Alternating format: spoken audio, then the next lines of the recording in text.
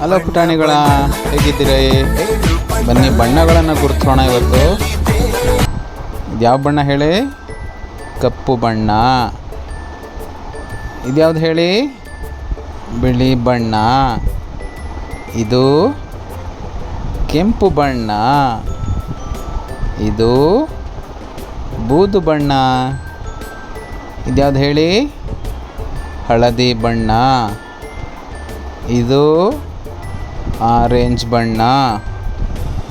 ಇದು ನೀಲಿ ಬಣ್ಣ. ಇದು ಹಸಿರು ಬಣ್ಣ. ಇದು ಗಿಳಿ ಹಸಿರು ಬಣ್ಣ. ಇದ್ಯಾವ್ದು ಹೇಳಿ?